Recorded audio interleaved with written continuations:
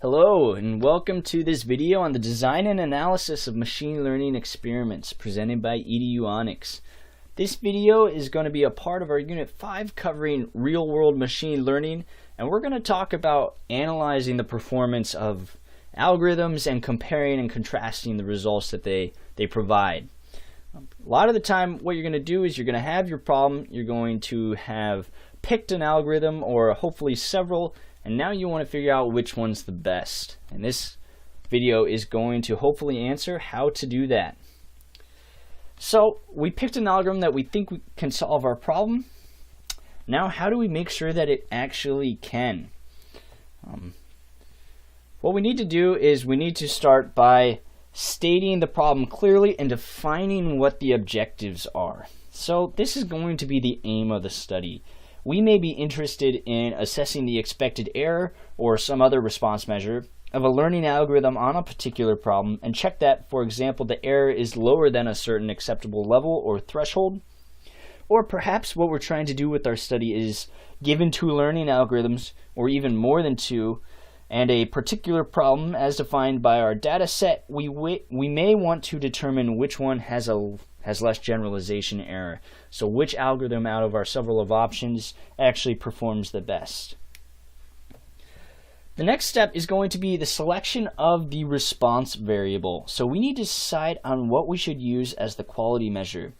Most frequently, error is used, and that is the misclassification error for classification and the mean squared error for regression. So having a response variable is ultimately important as well. If we're doing something like unsupervised learning, what acceptable level of clustering or dimensionality reduction is going to be acceptable? So that goes into the selection of a response variable as well. The next thing is choice of factors and levels. So what the factors are depend on the aim of the study that we defined in step 1. So if we fix an algorithm and we want to find the best hyperparameters, then those are the factors. If we are comparing algorithms, the learning algorithm is also a factor. If we have different data sets, the specific data set becomes a factor as well. So the levels of a factor should be carefully chosen so as not to miss a good configuration and avoid doing unnecessary experimentation. So for example, testing every single algorithm out there would be a good way to find the best one, but that might be some seriously unnecessary experimentation. As a result, we're only going to pick a couple to test. So finding that combination of or level of factors that we're not missing good solutions, but we're not doing unnecessary work is going to be important. The next step is going to be the choice of experimental design. So it is always better to do a factorial design, which we'll talk about a little bit more later, unless we are sure that the factors do not interact. So replication number depends on the data set size, and it can be kept small when the data set is large. So we don't necessarily need to repeat depending on our data set, and we're going to talk about experimental design in more detail later. So the next step would be actually performing the experiment, carrying it out. There's some things that we can do when actually performing this step so that all the results become reproducible. Reproducibility is going to be very important, and we want to avoid bias, and by bias maybe some of our preconceived bias or maybe biases towards certain learning methods. So that's going to be part of performing the experiment. The next step is going to be statistical analysis of the data. So we want to analyze the data in a way so that whatever conclusion we get is not subjective or due to chance. So we're going to have some different methods for statistical analysis to make sure that that doesn't happen. And finally, we get our conclusions and recommendations.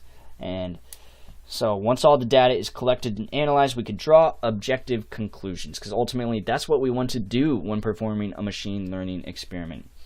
So let's look at some of this in a little bit more detail. The first, factors, response, and strategy of experimentation. So when you are performing an experiment, you are going to have controllable factors and uncontrollable factors. The parameters are going to be factors that you can control. The type of learning algorithm is a factor that you can control. There are some uncontrollable factors like the random initialization of the weights. Maybe you get a better option one of the times when you initialize it. But ultimately, all of those factors are going to combine to give you a specific output from your input. And so when you're actually performing your strategy or your actual experimentation, there's a couple different ways you can do. If you have two factors, so maybe the type of learning algorithm is one factor and then the specific data set is another, you could do a best guess and simply move in a couple directions and see which one ends up working better. You could do one factor at a time, which would assume that your factors are independent. So we'd go from all the way small to large on one factor and then small to large on the other factor and see which level is fitting for each. The last solution is a factorial design. So when available, you should always do a factorial design simply because it is guaranteed to not miss any optimal configurations. A lot of the time we don't have the resources or time to do a factorial search, but if you can, this is the best strategy of experimentation out there. So you want to do that if you have the resources and time available. Next thing that we should talk about is randomization, replication, and blocking. So the three basic principles of experimental design are randomization, and this is going to ensure that all the results are independent. In computer science, even things like the computer warming up can change the outcome of or our results. So we want to randomize the order that we're running our trials in, and randomization in general is a great way to account for variables or uncontrolled factors and variables that we aren't aware are there. Another thing is replication, which is going to average the effects of uncontrollable factors. So what we want to do is reproduce this several times so that we can show it was not simply due to chance that we got the output that we did. The last thing is going to be blocking, and this is going to reduce the variability due to nuisance factors. So blocking becomes important when you are performing these experiments as well. And blocking is actually where we're separating our data into like our training set and then our validation set and test set as well. Breaking up the data in that way ensures that we're able to generalize and we're not overfitting or other things such as that.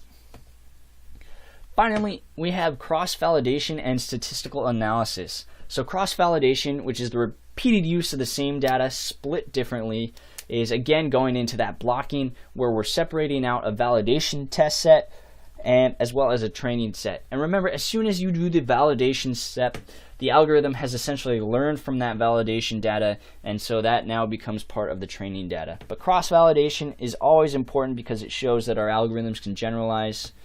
And you can do that using a k-fold cross-validation. A k-fold would simply be splitting the data into a k number of equally sized chunks of data. So maybe if we have 10, we split our data into 10 equal sized chunks, and then you'd run the experiment 10 times. Each time, 9 of those chunks would go into your training data, and 1 chunk would be kept aside for the validation. So this ensures that you don't get any weird data in your validation or any one type of data. Maybe all your positive examples are in your validation test set and none of them are in your training data. That would be surprising, but again, you want to do some cross-validation steps to ensure that something like that doesn't happen. And then you're also going to do a statistical analysis, and this is going to be what is used for actually comparing the algorithms. We're not going to dive into the statistics too much here in this video simply because of time constraints, and this is again an introductory course, but you're going to want to do hypothesis testing much in the way you would for any scientific research problem. So you're going to have a null hypothesis that the two algorithms are not significantly different, and then you're going to test that they are based off the number of inputs that you have and the difference in results. So you want to show that your results are statistically significant and not just due to random chance. So that's an important last step, and once you do that, you can really say with confidence that your conclusion is objective and true. So this is just a brief overview of the design and analysis of machine learning experiments. Whenever you're developing these algorithms, you should make sure that you do your due diligence and you explore all the possible configurations with the time that you have available. and that you test your algorithms and you do statistical analysis to prove, yes, these results are statistically significant and this algorithm is objectively better at this particular task. So thanks for listening to this video. In the next video, we're going to talk about some of the common software that is used in industry to actually design and develop these machine learning algorithms. So keep listening. Thank you very much.